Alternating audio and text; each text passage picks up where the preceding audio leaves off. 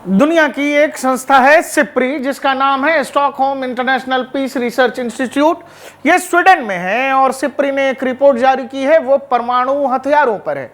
दुनिया भर के देशों के पास कितना परमाणु जखीरा है, वही रिपोर्ट आई है और अब दुनिया भर में खलबली मच गई है इस रिपोर्ट आने के बाद। इस रिपोर्ट में हमारे लिए जो जानने वाली जरूरी चीज है वो ये कि भारत पहली बार, इतिहास में ऐसा पहली बार हुआ है जब भारत का परमाणु जखीरा यानी परमाणु हथियारों की संख्या पहली बार पाकिस्तान से ज्यादा हो गई है इस रिपोर्ट के मुताबिक। और वहीं इस रिपोर्ट में एक बेहद चिंताजनक बात यह है कि दुनिया के तमाम देश जो परमाणु हथियारों से लैस हैं, उन्होंने यूक्रेन युद्ध के बाद से सही जानकारी देनी बंद कर दी है। सिप्री ने यह पूरा डाटा रिलीज किया है, जिसमें उन्होंने बताया है सभी देशों के नाम हैं, जिसमें United states, Russia, United kingdom, France, China, India, Pakistan, north Korea और इजराइल शामिल है।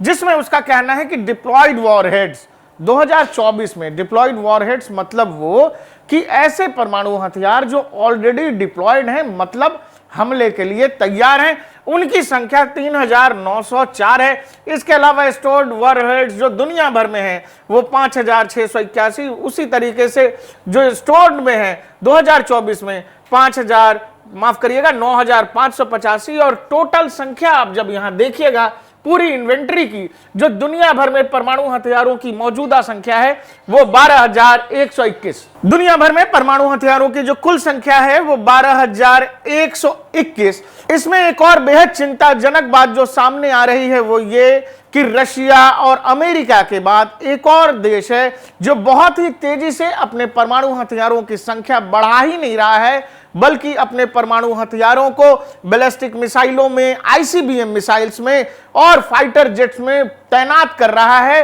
रेडी फॉर वॉर टाइप की सिचुएशन के लिए एक तरह से अलर्ट मोड पर रख रहा है और उसमें चीन का नाम उभर के सामने आ रहा है। सिप्री की रिसर्च में कुछ बातें जो सामने आई हैं, जो उसके की पॉइंट्स हैं, वो इस तरह से हैं जैसे कुछ ऐसे कंट्रीज हैं, ऐसे देश हैं जिन्होंने already nuclear capable weapon system को तैनात कर दिया और उसमें अपने वॉरहेड्स लगा दिए हैं। इसमें 9 कंट्रीज, जो दुनिया के 9 देश जो न्यूक्लियर पावर रखते हैं, उसमें मैंने बताया आपको US, Russia, France, China, India, Pakistan continue कर रहे हैं लगातार अपने आर्सेनल को, मतलब अपने हथियारों के जखीरों को लगातार मॉडर्नाइज कर रहे हैं। और मॉडर्नाइज ही करने के साथ साथ यूएस और रशिया तो मेजर संख्या में अपने न्यूक्लियर वॉरहेड्स को डिप्लॉय भी कर रहे हैं बैलिस्टिक मिसाइल्स में। ये आगे आपको देखने को इसी रिपोर्ट में मिलेगा।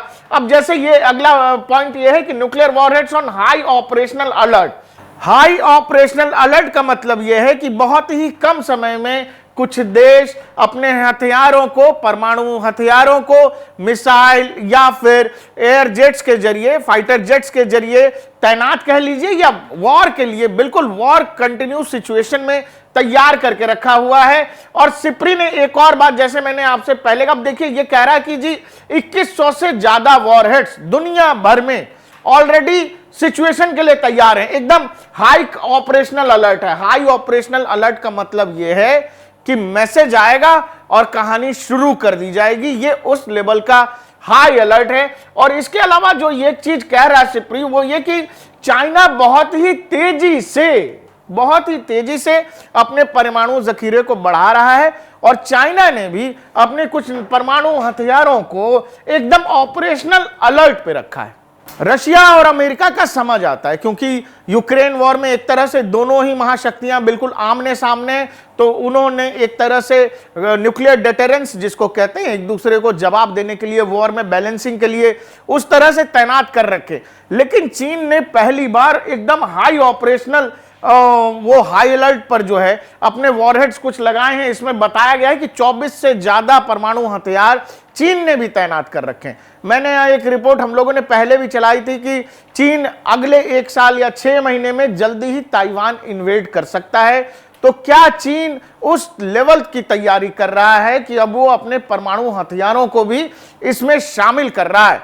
और ये तेजी से हो रहा है। और सिप्री ने आगे जो रिपोर्ट जैसे बताया कि भाई India nuclear warheads more than pack, ये मतलब इतिहास में, दुनिया के इतिहास में जो लोग, जिन देशों के पास परमाणु शक्ति है, ऐसा पहली बार हुआ है कि भारत के परमाणु हथियारों की संख्या पहली बार पाकिस्तान से ज्यादा हुई है। इसके अलावा सिप्री यह भी कह रहा है कि जो टोटल इन्वेंट्री है वो 12,121 हमने बताया कि दुनिया में मौजूदा परमाणु हथियारों की संख्या इतनी है। इसके अलावा सिप्री यह भी कह रहा है कि 90% of all nuclear weapons with Russia and US, दुनिया में अभी भी जितने परमाणु हथियार हैं उनमें सबसे ज्यादा रशिया और उसके बाद अमेरिका के पास है। दुनिया भर के जितने भी परमाणु हथियार हैं उसका मौजूदा 90% हिस्सा जो है केवल इन दो देशों के पास है। इसके बाद अगली कहानी है कि क्या पॉसिबिलिटी है आर्म कॉन्फ्लिक्ट की, न्यूक्लियर आर्म कंट्रीज को थ्रेटन है। तो यह कहानी बहुत आगे बढ़ती जा रही है।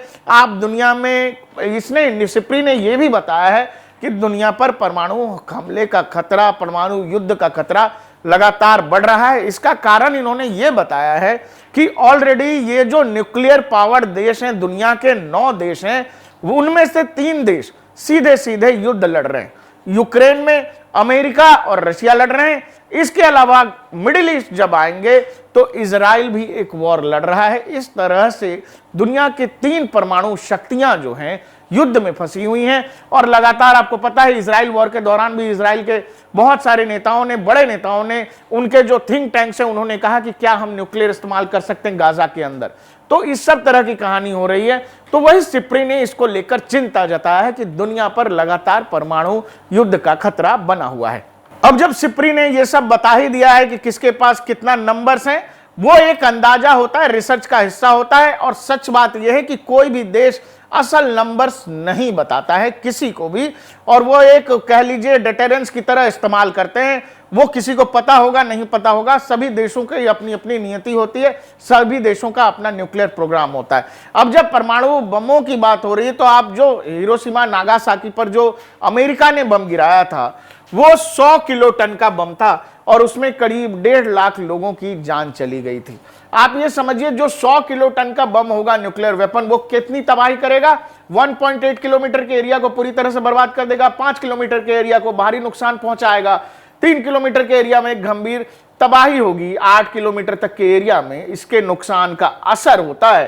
तो उस समय लेकिन जो हिरोशिमा में जो अमेरिका ने बम गिराया था वो बम महज 15 किलो टन का था और उसमें 1.5 लाख लोगों की जान चली गई। तो दुनिया अगर इस तरफ बढ़ रही है, न्यूक्लियर वॉर की तरफ बढ़ रही है, तो ये कितना बड़ा खतरा है ये समझने वाली बात है। और इसमें सबसे जरूरी बात यह है, हिंदुस्तान के लिहाज से समझने वाली बात यह है कि चीन ने अपने बहुत सारे वेपन्स को बिल्कुल हाई ऑपरेशनल अलर्ट पे रखा है।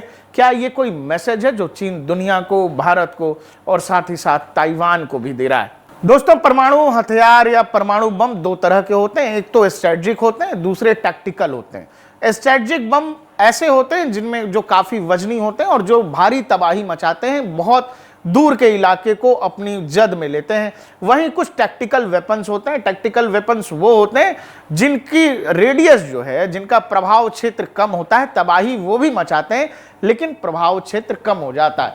अब जैसे आप देखिएगा कि सिप्री के रिपोर्ट के मुताबिक परमाणु युद्ध की आशंका लगातार बढ़ जा रही है और इसीलिए आपको यह समझना पड़ेगा कि टैक्टिकल वेपन्स का क्या इस्तेमाल है, उसका 2 देश एक दूसरे के साथ क्या इस्तेमाल करते हैं या निगोशिएशन टेबल पर उनका कितना प्रभाव होता होगा, डिप्लोमेटिक रिलेशन में उनका कितना प्रभाव होता होगा, और दूसरे स्ट्रेटेजिक बम। ये पूरी कहानी है। दुनिया में सबसे घातक माने जाने वाले परमाणु हथियार या न्यूक्लियर वेपन समूह विनाश के ऐसे हथियार होते हैं जो तबाही मचाने के लिए न्यूक्लियर एनर्जी का इस्तेमाल करते हैं।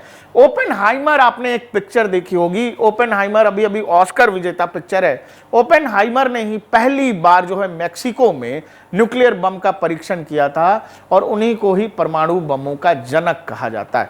एक पाकिस्तान के मिनिस्टर आपको याद होंगे जो कहते थे जी हमारे पास छोटे बम हैं, मझोले बम हैं, तो वो टैक्टिकल वेपन्स की बात ही कर रहे थे, टैक्टिकल न्यूक्लियर वेपन्स की ही बात कर रहे थे। तो जैसा सिप्री की रिपोर्ट में आ रहा है, दुनिया लगातार न्यूक्लियर हमले, न्यूक्लियर वॉर की तरफ बढ़ती जा रही है और ये दुनिया के लिए ठीक नहीं है, इस पृथ्वी के लिए ठीक नहीं है और मानव जाति के लिए तो बिल्कुल भी उचित नहीं है।